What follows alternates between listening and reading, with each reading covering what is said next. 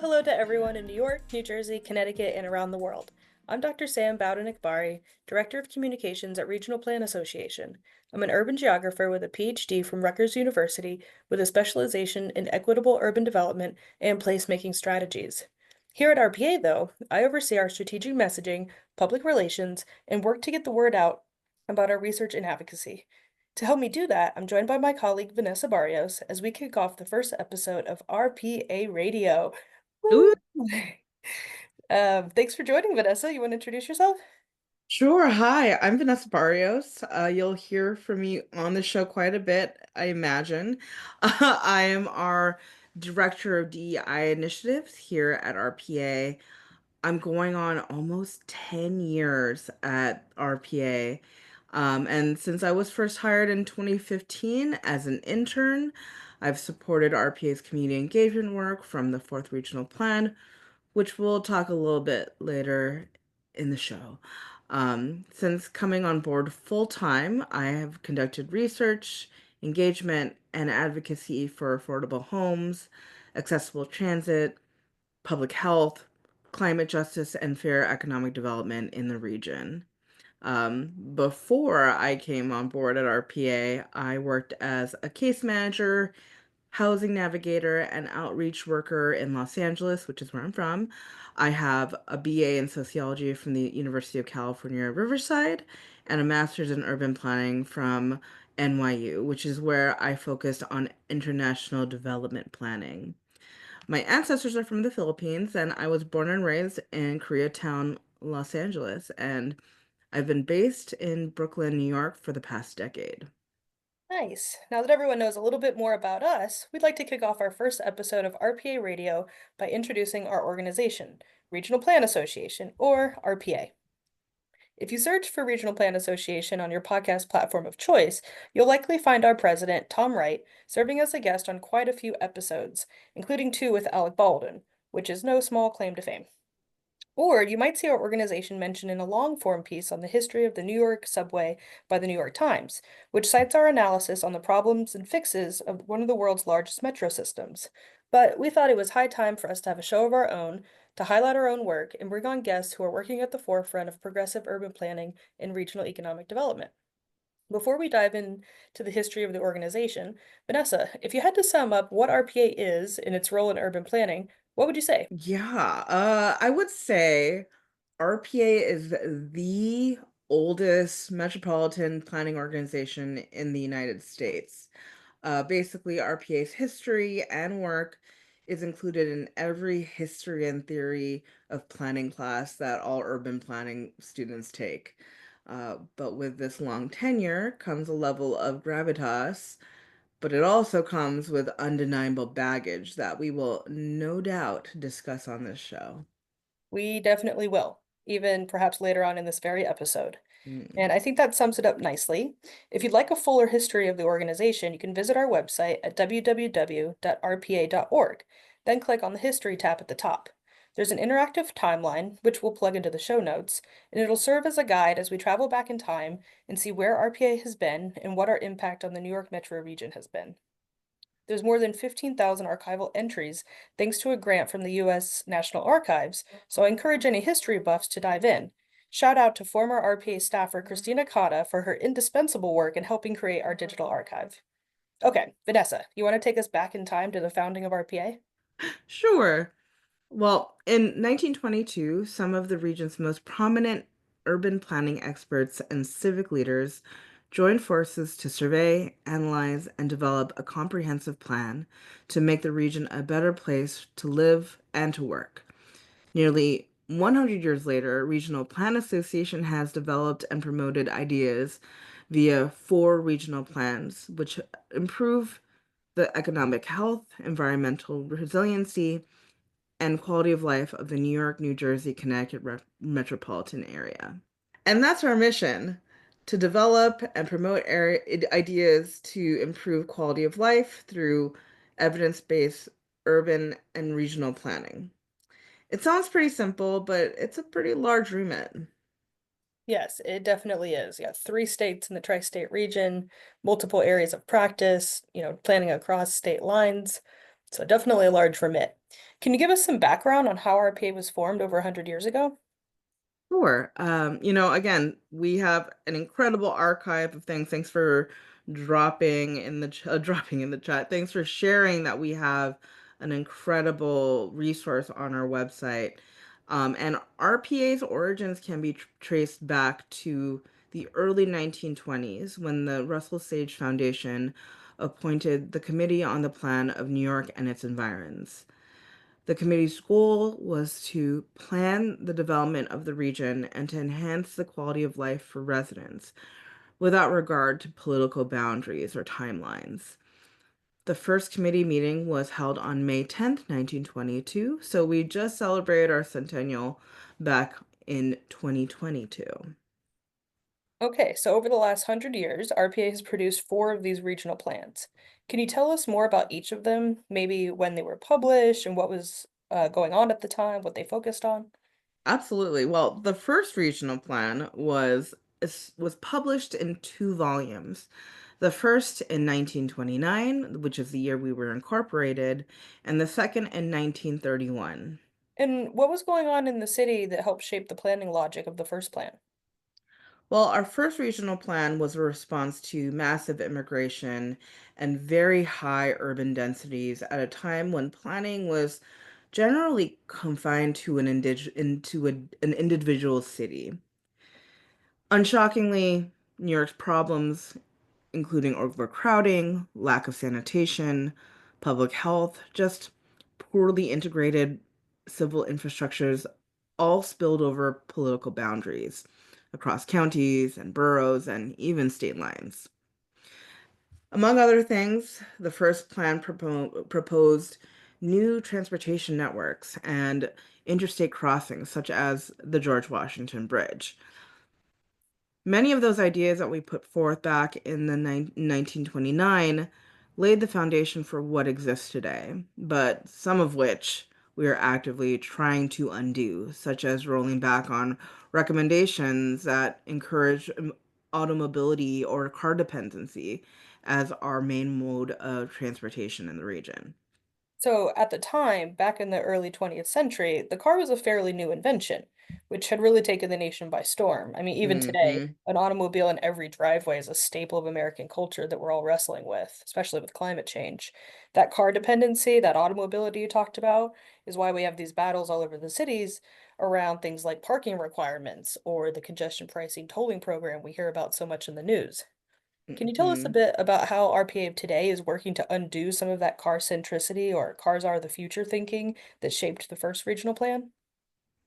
I think a really good example of how we're working to undo that is through our support for the Interborough Express or the IBX. It's a proposed light rail line from Queens down to into Brooklyn, and it removes the need to pass through Manhattan. This would provide much better interborough connectivity and transit options for commuters in the outer boroughs who may currently be relying on cars. It would be a game changer if it can get funded and built. Another example would be our ongoing support of the City of Yes for Housing Opportunity Program. It's a NYC zoning reform package that was just approved by the New York City Council. Woo! That will help every neighborhood in New York City build a little more housing by loosening zoning restrictions. Some of the zoning elements included the path to legalize basement apartments and accessory dwelling units that are known as mother-in-law suites or on-premise studios. Another element involves removing parking mandates. And just for those who may not know, parking mandates are zoning codes that say any new construction of housing must include space dedicated to parking. And that space gobbles up a lot of real estate that could go towards bike lanes, new transit stops, maybe gardens, or even more housing. Yes, down with parking mandates. There's a lot better use in so many cases, and but the struggle continues on with that one. Yeah, it does. Let's dive into the second regional plan. When did that one come about, Vanessa? So in the 1960s, we released the second regional plan. It wasn't quite one book, it was actually a series of reports responding to the issues that our region saw in the 1960s: suburbanization, sprawl, and urban decay. The plan was innovative for the time. We called for equity and integrated communities, along with a better transit network to connect urban centers and help them thrive.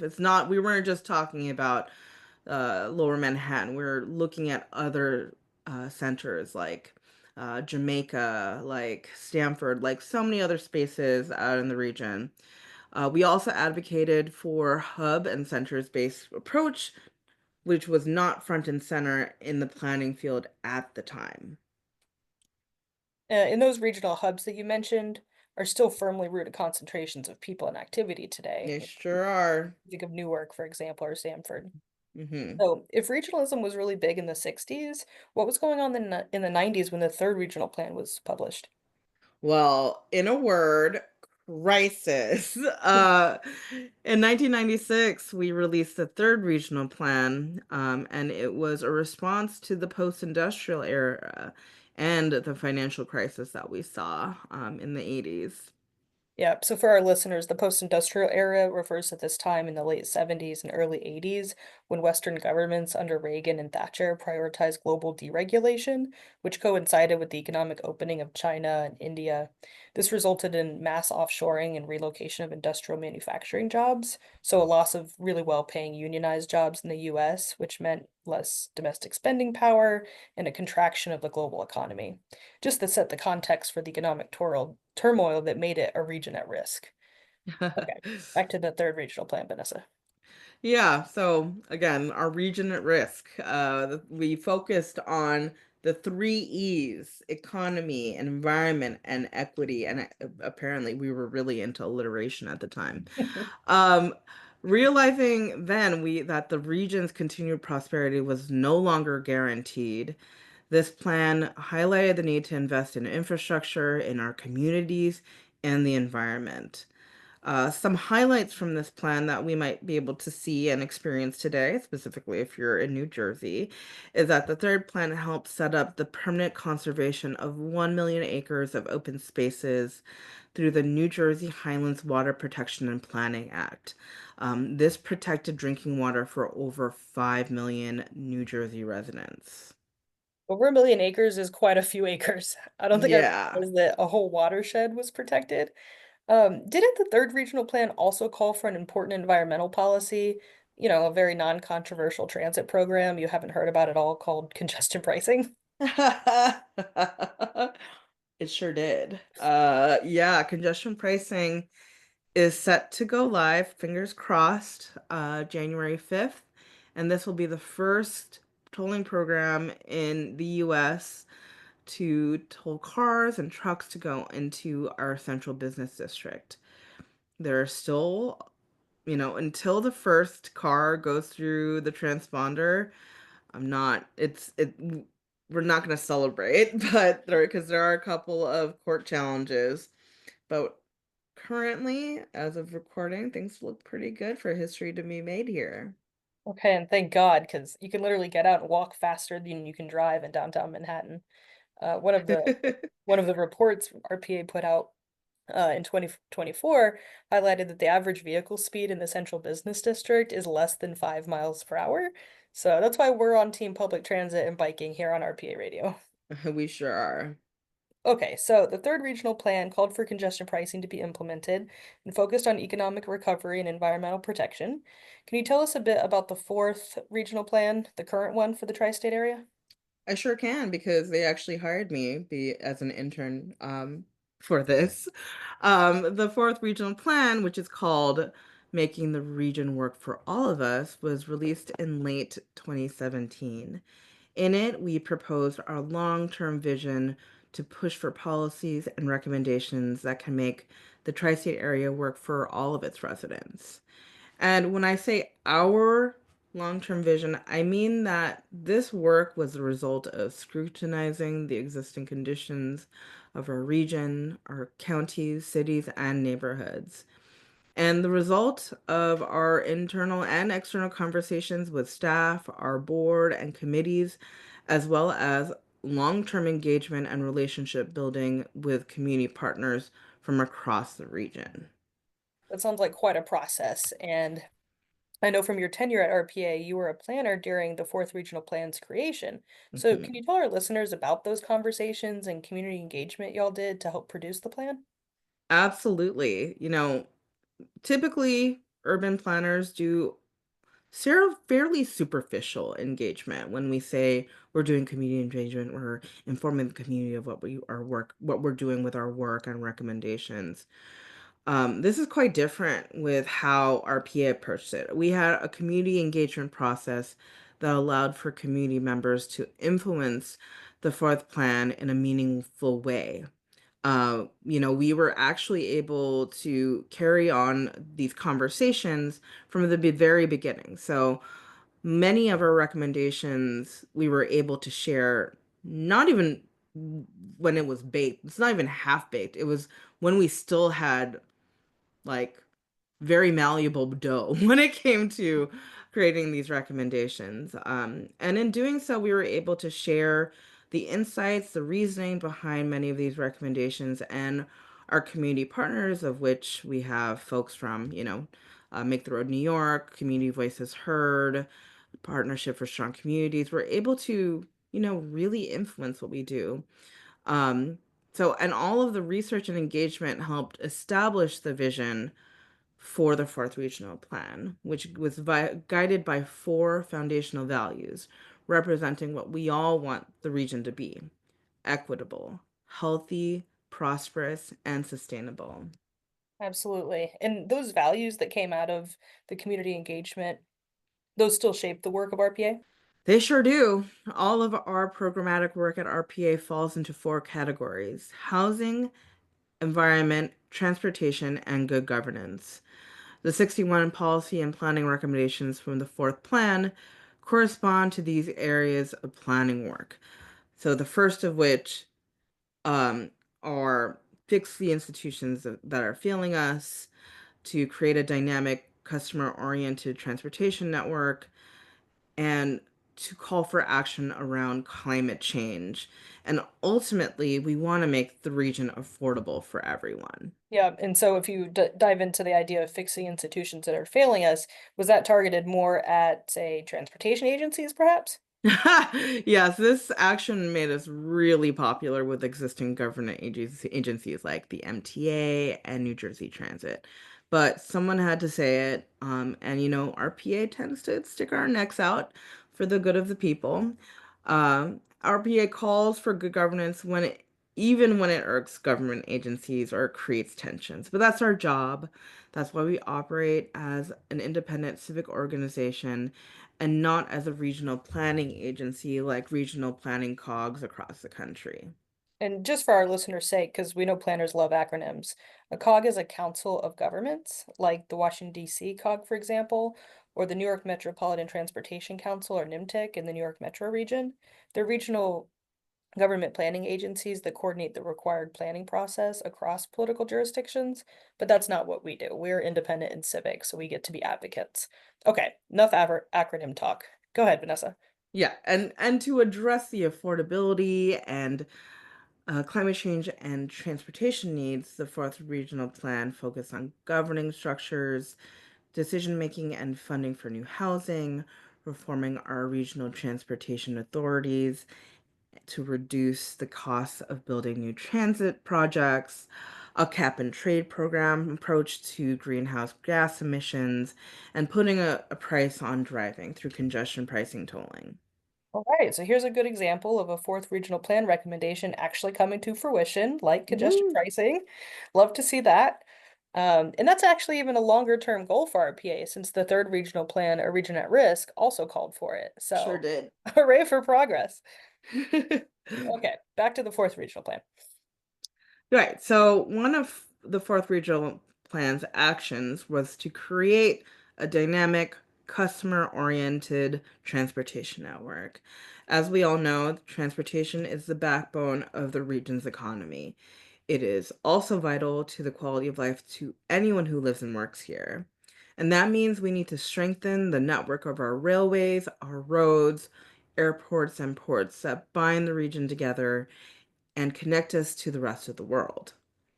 Yeah, and Vanessa, what are some of the recommendations to improve the regional transportation network? Well, it's a very small task, clearly.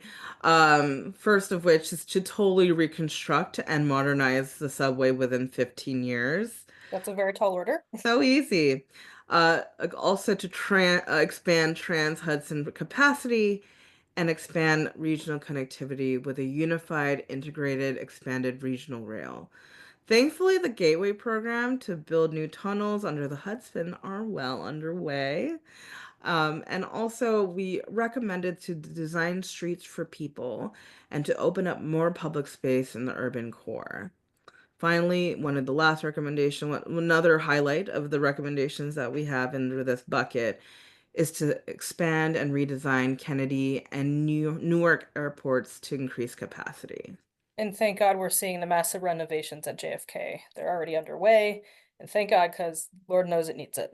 We sure do. And additionally, the fourth regional plan also called for specific action around climate change. I doubt that we have to convince any of our readers that climate change is here to stay.